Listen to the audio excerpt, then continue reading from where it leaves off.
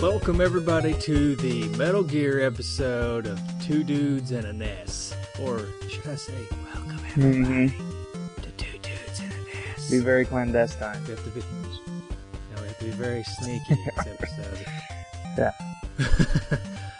Yeah. So we're talking about Metal Gear.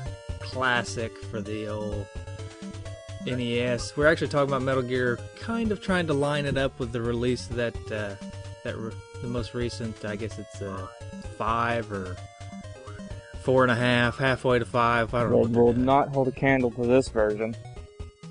No. Yeah. So, anyways, we won't really talk about it, but we're just trying to line ours up with it. Well, we're, just trying to get a little extra promotion. That's right. We called up Konami and said, hey, while you're releasing this game, could you just drop us a few spots for the Two Dudes? And they said, well, sure, yeah, just make sure you line it up around the same time, and we'll make it happen. So, right. They might even put on the box, I heard, as featured on the Two Dudes in this show. Yeah. So I haven't bought the game, so I haven't looked at the box, but I'm sure they did. I think so. Yeah. Okay. Justin's Historical Tidbits and Trivia. Alright, so Metal Gear, created by, or designed by, a guy named Hideo Kojima, who has pretty much had his hand in every Metal Gear pretty much ever since. He, in some way or form or fashion.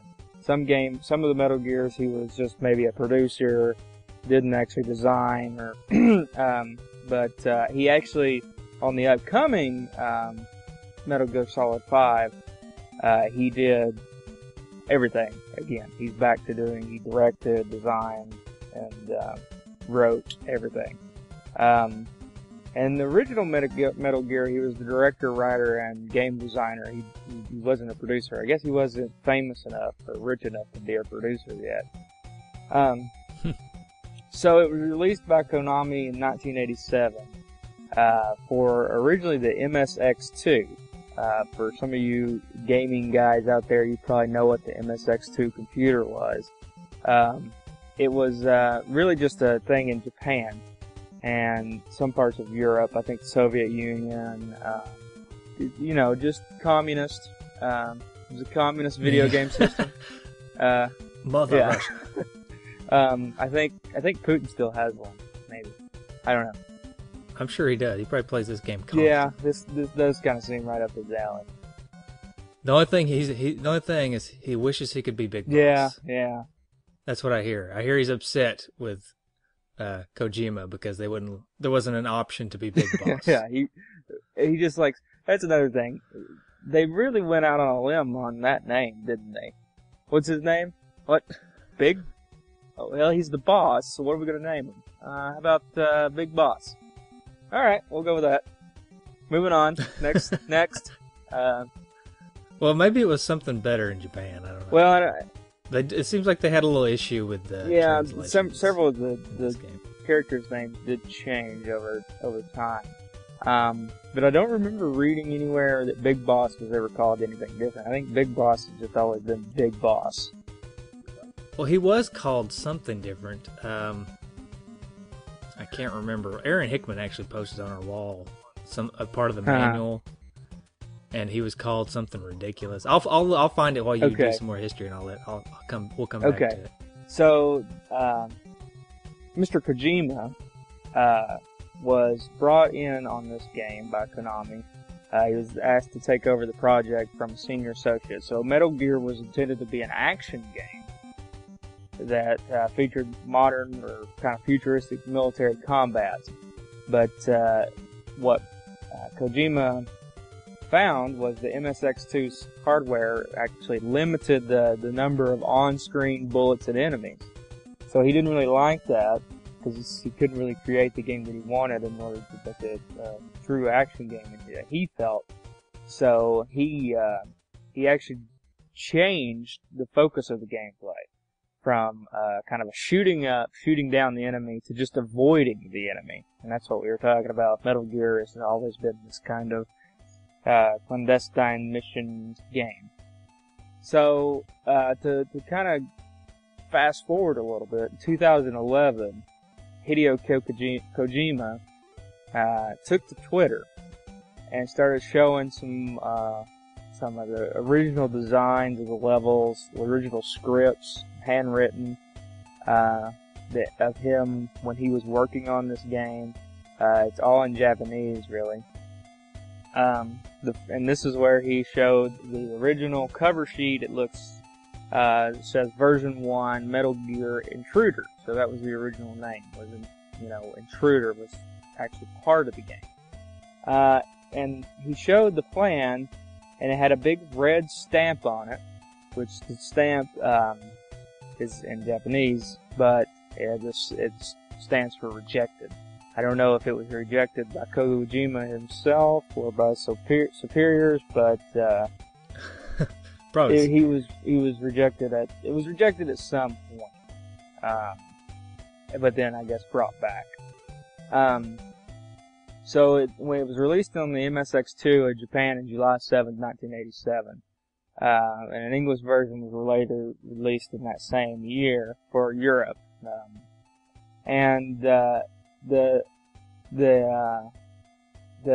Because of memory constraints, the Japanese version was written entirely in katakana, with character names spelled in Roman letters, and the English version was written entirely in uppercase and has numerous instances of erroneous spelling and grammar.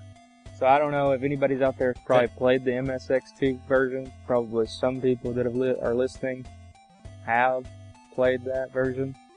I don't know, but maybe you can relate to some of the misspellings.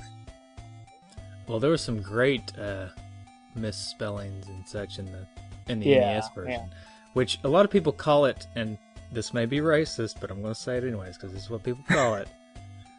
English. Yeah. It doesn't sound as racist when you type it out, but now that I'm reading it out loud, it does sound pretty. Yeah. Sorry to all our Japanese listeners, but they call it English. So anyway, we get to the NES version. So Metal Gear was ported to the Famicom, which released in Japan on December 22nd, 1987, and was followed by the English version in North America in June 1988. Again, published by Konami's Ultra Games division, like we talked about in the Teenage Mutant Ninja Turtles episode. Some of Konami's games were released in the Ultra Games division due to constraints for how many games could be released.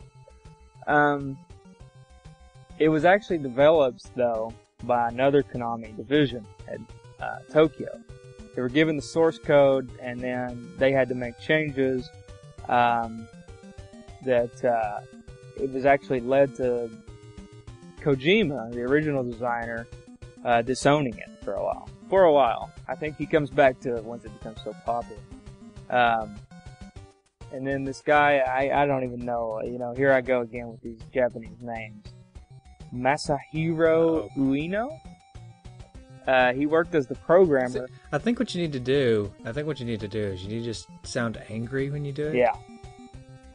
And maybe you'll get it more accurate. I think I'm doing it too slow too. Like if I just do it really quick. Just say it fast. Yeah. Say it fast and say it like you're in a Godzilla movie. Yeah. Okay. So go ahead, try again. Masahiro Ueno. We'll go with that. Yeah, that's good. He worked as a programmer for the NES version.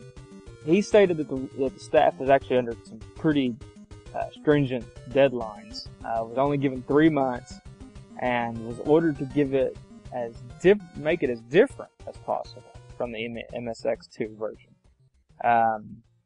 So that's why there's some level design differences, and particularly from the get-go, the very beginning of the game is obviously very different in the two versions. Mm-hmm. They also, what's weird about the NES version is it's called Metal Gear, right? But in the NES version, they took out the Metal Gear. They took out the Metal Gear part, which is ridiculous.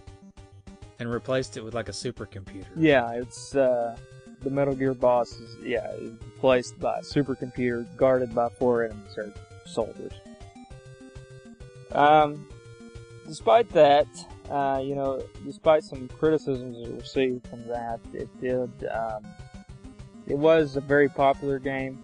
It was rated, Games Radar ranked it as the 6th best NES game ever made. Yeah. Whoa.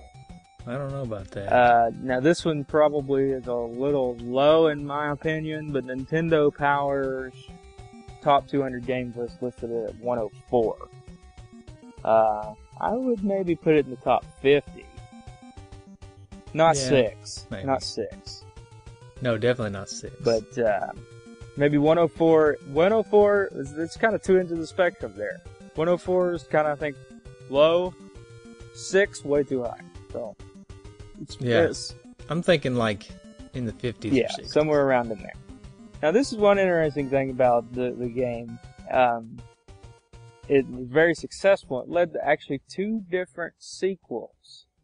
Snake's Revenge, which was released in North America and Europe in 1990, and Metal Gear Solid 2 Solid Snake, which the Metal Gear Solid 2 Solid Snake was the actual sequel developed by Hideo Kojima. The Snake's Revenge, which I guess we'll do a show on, was released by Ultra, and he was actually not even aware that they were designing this game until it came out. And so you're saying it's not canon? No, Okay. It's not canon.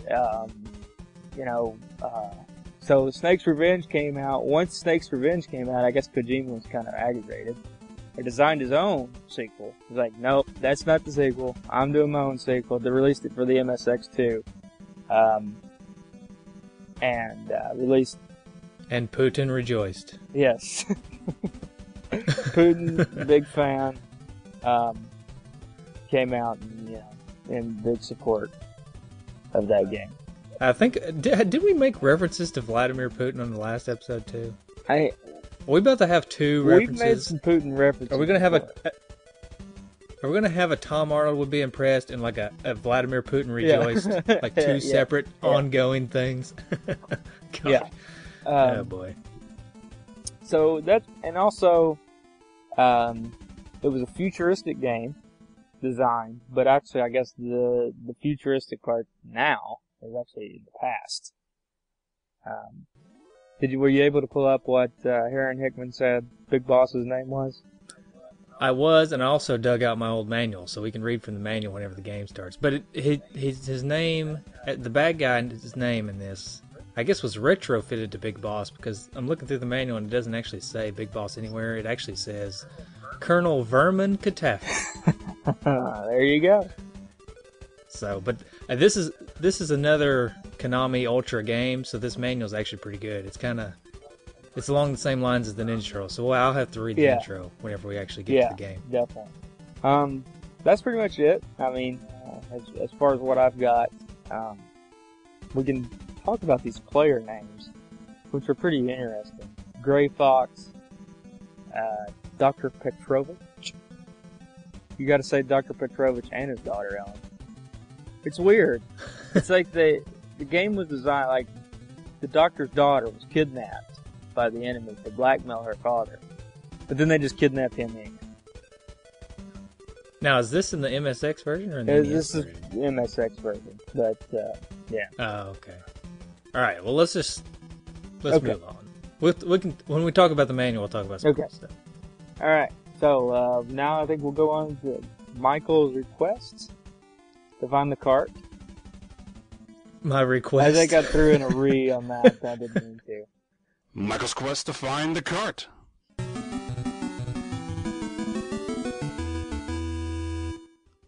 Did you request the cart from somebody? Well, sort of.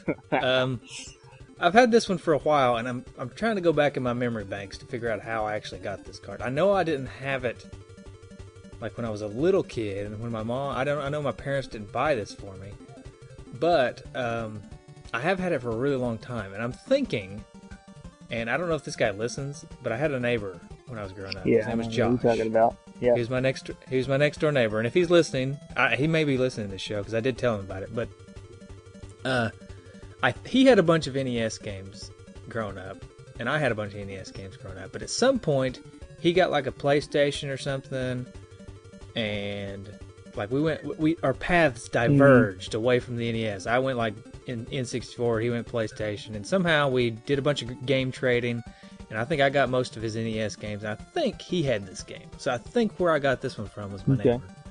Whenever we traded games way back when. And in fact, I think he still has my seventh quest or something. Whatever that game is for the Super Nintendo, I think he still has that game of mine. That was actually just supposed to be a borrow. So Josh, you can keep that game because I hated that game. But just know that you've still got my game. Yeah. But yeah, so I've had it for a long time. I think I got it in a trade with my neighbor when I was about 12 or something. You know what's interesting is, trading was obviously before currency. Trading was the way you did business. It's also the way children do business. Are we talking like caveman days? Well, like before, not necessarily back to caveman days, but, Oh, you're like, maybe like... even like early... Before the Greeks. Early American. Trading was much more popular than currency. So not during the times of Metal Gear. No, what I'm trying to say, before you start crapping on this point, is children use the trading. I remember trading all the time as a kid. Yeah. You trade games, you trade books for this, whatever. I remember... Well, it's because kids don't have money. That's true.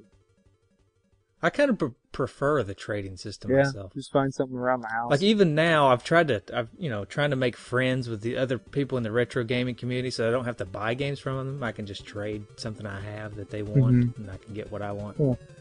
It's actually more fun. It has a better story. Whenever you actually get the game, you have a better story behind it. Well, it's like back in the day, you had trading cards. They were actually called trading cards. That's what their point was, to trade. Right, because you'd end up with duplicates whenever you bought the packs, but the other guy may not ever get that card that you actually got a duplicate of. So, but he may have one that you don't have. So early negotiating skills are good for kids.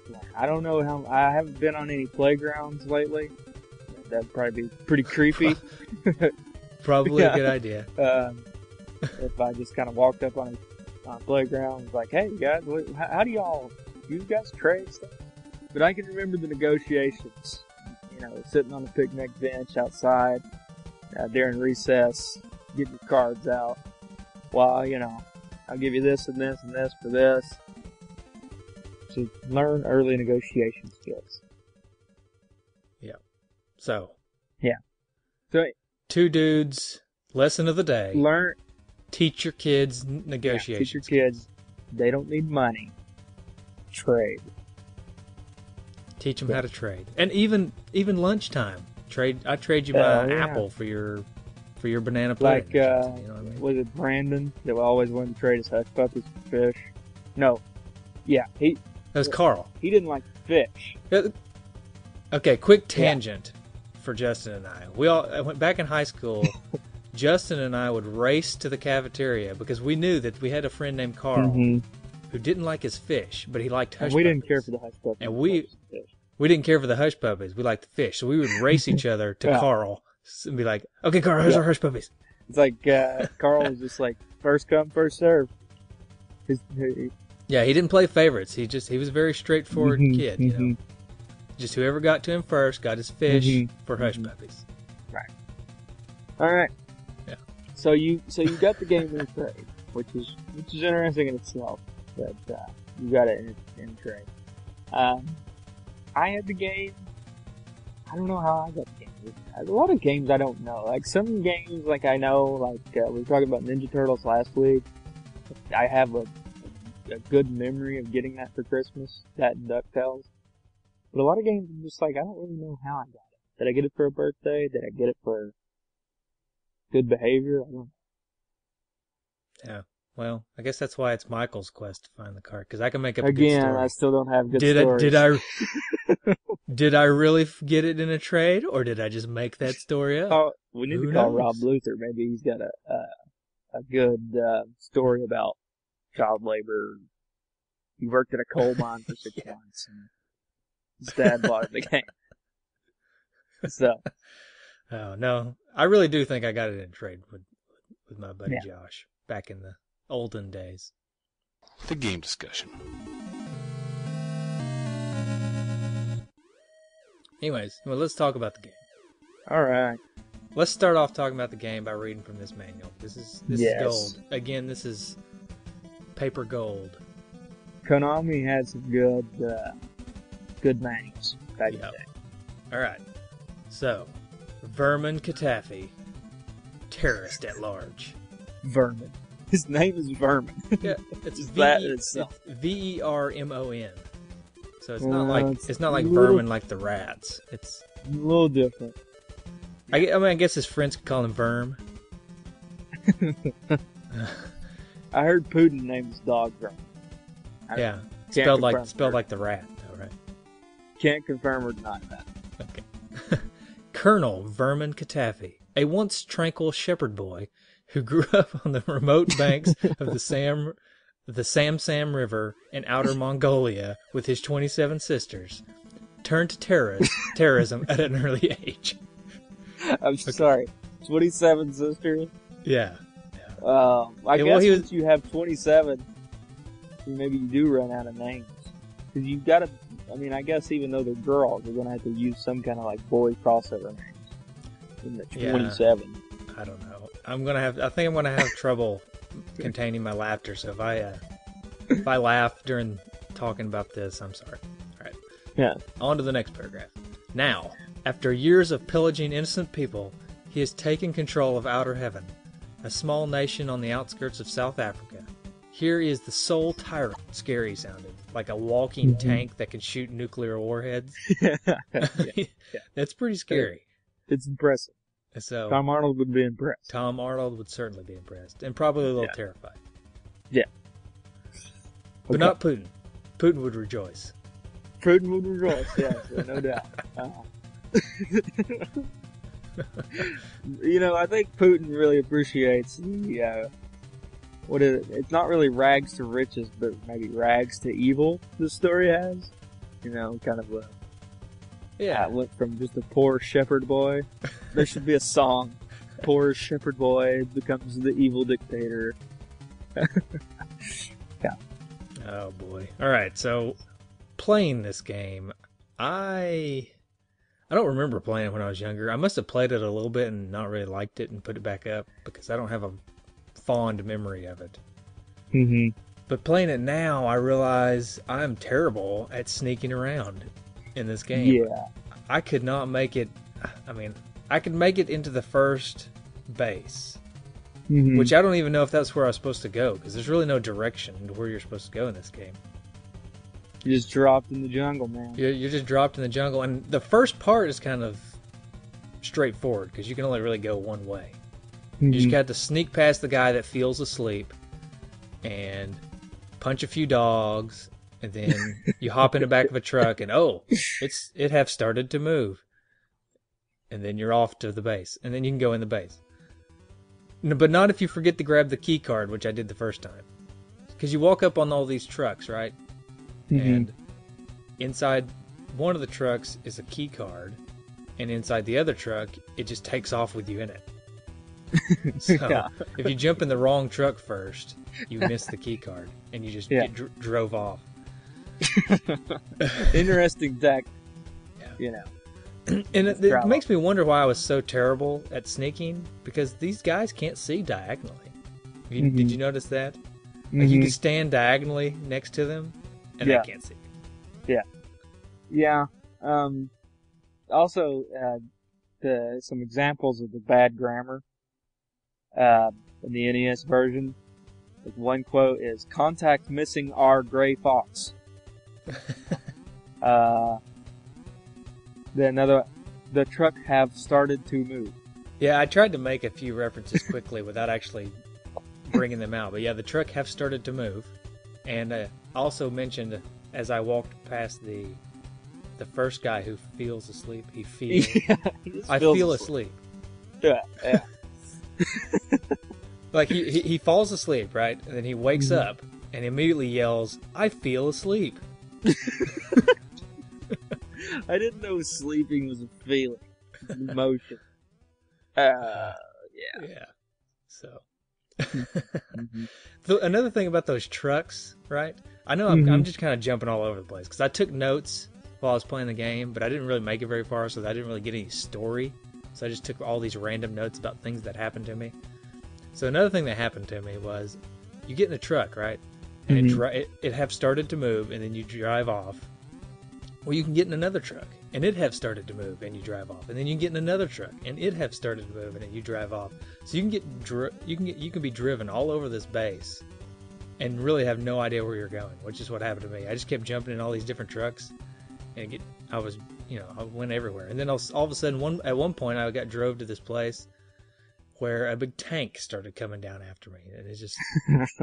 I feel like maybe I was jumping ahead in the game, like I was supposed to go into the base and do some stuff, and then go back out and get in another truck, and then go do some stuff, and then get back out and get in another truck.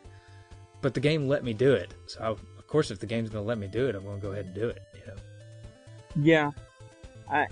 It's very confusing. And I don't know, this is probably why I don't have a lot of experience with the game. As I know, playing it early on, because I was young when this game came out. And if I, when I played it when I was young, I don't think I really got it. I don't know. I know I didn't. I think that's why I didn't play it much as a kid, because it went over, it kind of goes over my head now. Yeah. So even as a kid, I feel like you almost have to have a strategy manual or something.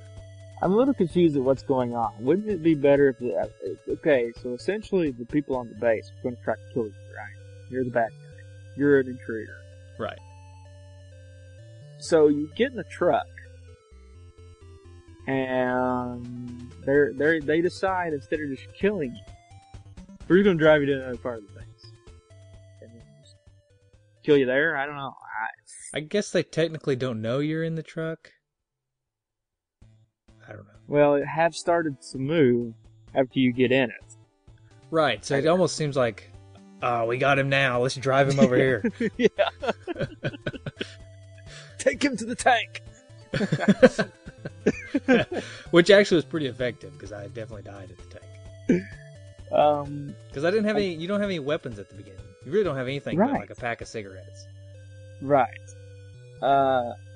And computer gaming world called the NES version acceptable, but it really criticized the control system and the player not having any weapons at the beginning of the game. And you're just like, and that's probably what frustrated a lot of people. I'd say I don't know how well this game sold, but let's say back in these days, renting games was very popular. Right. Probably way more popular than they are now. And if you rented this game, and you started out, and you didn't have any weapons, and you're just trying to be quiet. And I know, like me, back then, I just wanted to shoot 'em up, beat 'em up. That's what, that's what you do. And you're all of a sudden kind of like, kind of the opposite of what you want to do. Yeah, I don't think very, very different. It's very, very different. Yeah. So I don't think you'd buy this game. So I don't know how, like I said, I don't know how well it did, but, it must have done well, or at least continued to do well, because, it spawned, 16 sequels or something? Yeah, definitely very popular. And when you get to the PlayStation and you play like Metal Gear Solid, that game is... pun intended, that's a solid game, Mm-hmm. It's a... But, I don't know. I guess you have to have something to lay the foundation. And this game, for what it is, it's unique... And it's kind of fun. It's just, I would have appreciated some more direction in the game. Yeah. That's something that I enjoyed playing the game. It's just, I really wish I'd known what I was doing. I wish I knew where to go. They don't really tell you anything. And it's just kind of, that's what bugs me the most, is that I just didn't know where to go. I guess I should have broke out a Nintendo Power strategy guide or something. Yeah. Well, and also, I think, I would be interested. I'm not really interested in playing the MSX2. Have you seen the control for the MSX2? No. It's just a keyboard. It's just it's like a computer. Yeah. But it seems like maybe the MSX2 version was better, from what I've read. Yeah. I can't say that from experience because I've never played an MSX. I think we had some listener feedback that said you should play the MSX version. Yeah. Definitely from what I'm reading, the story made more sense. And it just sounded like a better game. But one thing that's interesting about the Metal Gear franchise is the original Metal Gear came out in 1987. The sequel, the real sequel, not Snake's Revenge, which is Solid Snake, came out in 1990. And then it's 8 years before another game was made for PlayStation, Metal Gear Solid. Yeah, that's pretty strange. It's pretty interesting. It's like a revival of,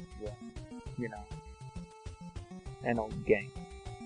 Yeah. So, well, let's talk about like the graphics and the sound of the game. The graphics are okay. I think they're just kind of middle of the road for an NES game. Yeah. I don't think that it's as good as I think Ninja Turtles definitely was better. A lot of games definitely better. I mean, DuckTales had better graphics. I think, of course, we do have to remember that this game was made in 1987. Yeah, and so it was one of the earlier games. One of the earlier games. But let's compare it to a game that we already played. Wizards and Warriors was also released in 1987. So compared to Wizards and Warriors, I would give it to Wizards and Warriors as far as graphics are concerned. So, I mean, it's not bad, but I would say that it's in the middle of the graphics on the NES. Putin's not going to be happy with our critiques of this game. Well, he's probably already stopped listening. Hopefully. It's like, no, this game's awesome. You guys don't know what you're talking about. What? You guys aren't talking about the MSX version? Off. Yeah. Well, yeah, he wouldn't listen to a show called Two Dudes in a Mess anyway. He wants two dudes in an MSX. Yeah. Well, I'm not. Let me be clear. I don't think the game's bad. Yeah, right. We're not trying to say the game's bad. But I think that it definitely, as far as compared to other games, I wouldn't spend time playing this if I could play other games. Yeah. I mean, I think my time spent this week trying to play it for the show may be the extent of the gaming that I'll do on it. I'm going to keep it in my collection, mainly for nostalgia, just because I've had it for so long and I've tried to play it several times and it never really amounted to anything. Right. Real quick, I hate to jump back, but something else that bugged me was the password system. Like, I didn't even know there was passwords at first. Like, I kept playing the game and I kept thinking, okay, I'm ready to quit. Yeah. But it kept letting me continue, but it wouldn't give me a password. But I knew there were passwords in the game, but I couldn't figure out how to get it. And I said, I'm ready to quit playing now. Please give me a password. Where do I get my password? And finally I just said, forget it. And I went to end instead of continue. And it's like, here's your password. Yeah. Also, part of the gameplay, there was a speed run on YouTube. Not owned by either of the two dudes, however. 47 minutes. Which doesn't sound like a speed run. I think there's even speedier run. Isn't there one that's like 27 minutes? I don't know. The one I saw was 47. I'm not saying that's the end all, but... Yeah. Well, Philip Vaughn has commented on our wall and said that there is a speed run by Marco Master 88 Vinahan of 27 minutes 57 seconds. There you go. Which doesn't sound, like you said, doesn't sound like a speed run, but this game's long. Right. And confusing. So you have to know exactly what you're doing. Yeah, you've had to beat this game several times. Right. So that's really fast. I don't know if we are allowed to mention this on the show, but since we're being family friendly, but the password system, there is a password in the US version of this game that was taken out in the other versions. That to get to the final boss with no weapons or no anything, it just spits you out at the final boss, like barehanded. Bare knuckle fighting. Yeah, it's actually, well, I can't say it, but look it up. It's it's like screw myself. Is actually the password. It begins with an F. Yeah. And it says me in it. Yeah, we get it. Okay. I'm just trying to explain it for all the children out there that may not get it, so that they can really ask their parents, bluntly, Mommy, what does this say? Yeah. What are they talking about, Mommy? And then really awkward conversations for all of our listeners who listen with their kids. Exactly. Which is probably no one, but... Yeah. Retro-fitted trophies.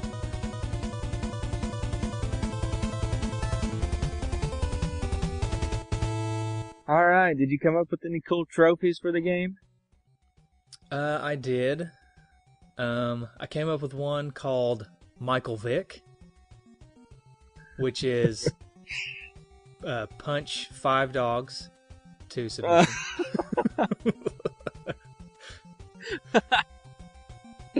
Oh boy. Yeah. And then I also came up with one called Hitchhiker, which is continuously ride the trucks. Just don't do anything but ride the trucks. Right. My trophies, the first one was kind of similar to your Michael Vick. I like yours better, but mine was the PETA award for punching all the dogs. Nice. And Jungle Boogie for getting through the first jungle level. Oh, yeah, that's nice. Do a little boogie when you get through that just awful experience. Also, I came up with one more. It was called Misstep, which is falling down that bottomless pit that opens up. Once you get inside the base, there's that pit that opens up. Yeah, I don't really know how many army bases would utilize something like that. Yeah, I mean it's kind of like a landmine within the base. Yeah, I'm not really sure that's a good idea. Yeah, but that's all the trophies that I could come up with. Sweet. Game rating. I'd rate that a 10. Okay, so how about we give it a little rating here? Okay. I'm thinking, since the main character's name is Solid Snake, let's give this game a rating of a snake. Like a species of snake? Oh yeah, like a species of snake. Alright. Well, I'm going to have to go with the copperhead. Because the copperhead snake is a very sneaky snake. They like to... It's a very sneaky snake. They're a sneaky snake. You're a sneaky snake. They like to hide and wait for their prey. They're not as much... They don't chase. And they don't run, particularly. Copperheads don't typically like to run from people. It's like people get bit. They walk up on them. Okay. Well, I'm going to go with the sand boa, which is, I think it's, hang on. Its official name is the Ericianae. I don't know. Okay. The Eoslus. Anyways, it's the snake that burrows itself in the sand and then pops up out of the sand. Yeah. So, because it's sneaky. It's another sneaky snake. Yeah. All right. So that's what I'm going to go with. That really doesn't tell anything about the rating of this game. I think that's kind of the point. But yeah, that's true. That's true. Okay. We got some feedback. Yeah. A little bit. 5. What did you tell me? We had 5 new 5-star ratings. 6. 6. All right. Yeah. On iTunes, knocking it out. Thank you. Yeah. Okay. So that's what I'm going to read here. Okay. We've got 6. It may take me a minute because they're awesome. Okay. And I want to spend time on them. So. Okay. But we have 6 5-star ratings on iTunes. The first one is from Citizen of Mars. They say, it's difficult to find a podcast that focuses on the main point of video gaming, the games. These games are all pieces of art that need to be studied, discussed, and loved, and I can tell that y'all love the games. Yeah. Your show has a great format, I love the guests that call in and the outro music being the next week's game. Don't stop doing what you're doing. All right. We won't. That's a good one. I will say I do have a guest lined up for today. I'm kind of springing this on you, but he's coming in at the end. So, okay. All right, the next 5-star says "Takes Me Back" by Ondistar.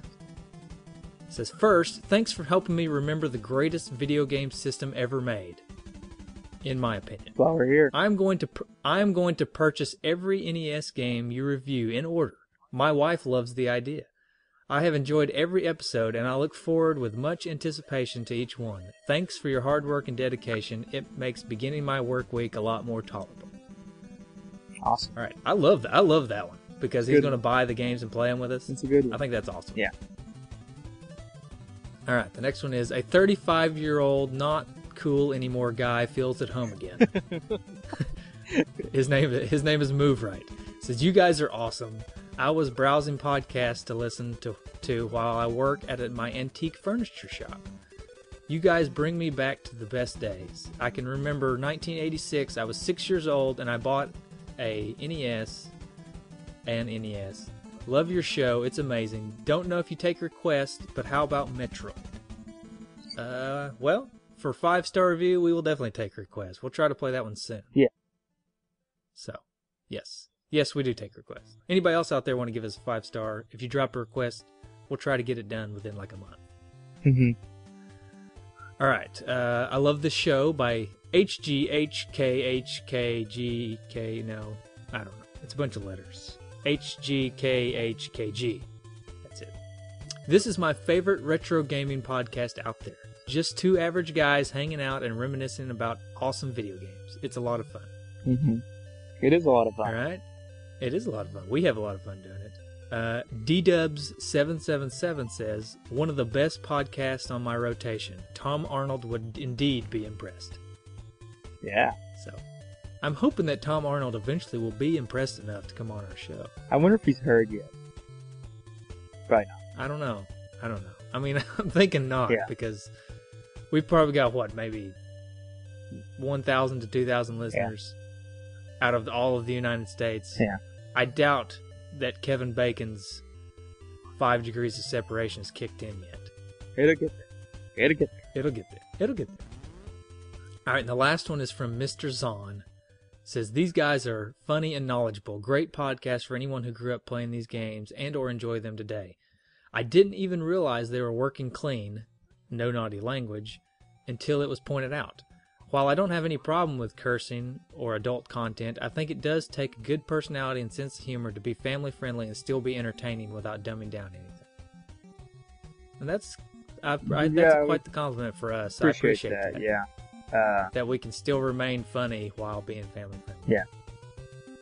And we do strive to be family friendly just because we know a lot of our friends like to listen and play games and do podcasts with their kids and stuff. So we don't want to step on any toes. So we do like to remain family friendly. Yeah. Okay. Well. Okay. Good show. Pretty much wraps up the show. Yeah. Let me go get the guest. I'll be right back. Okay. So while Michael's getting the guest, I just want to remind everybody, check out our Extra Life fundraiser. The event's not going to be until October, but you can go on there and donate. It's for a good cause, Children's Miracle Network, that helps out children's hospitals throughout the country. Check it out. Just Google Extra Life, and when you get to the website, you can look us up, Two Dudes in the Nest, or any other show that you want to, on the Retro Junkies Network, that you want to donate in their name. And, like I said, help out a good cause and help out the show.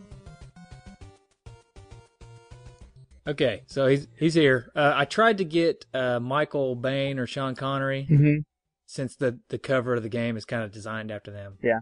Couldn't get them, but why don't you tell everybody who you are?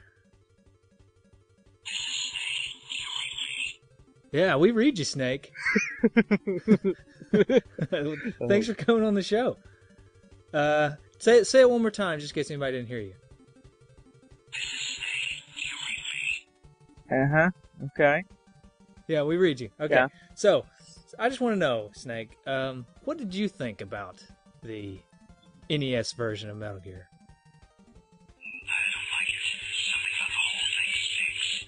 Whoa, Snake.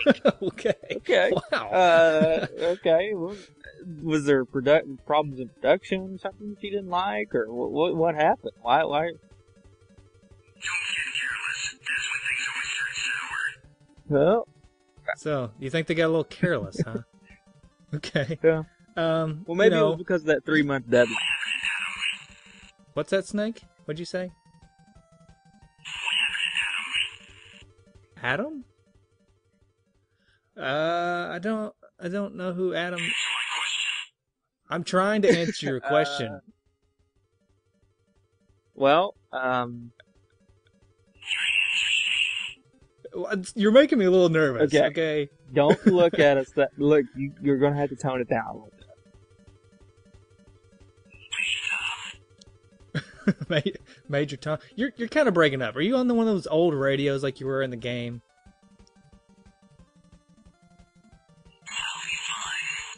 You'll be fine. Okay. This radio just sucks. Yeah. Snake. So Well, I'm turning it Thanks off. for coming on, Snake, for whatever that was worth. Apparently, Snake wasn't a fan of this game. I guess not.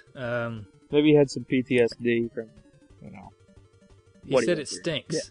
Isn't that what he said? Something stinks. Yeah, something about it stinks. Okay.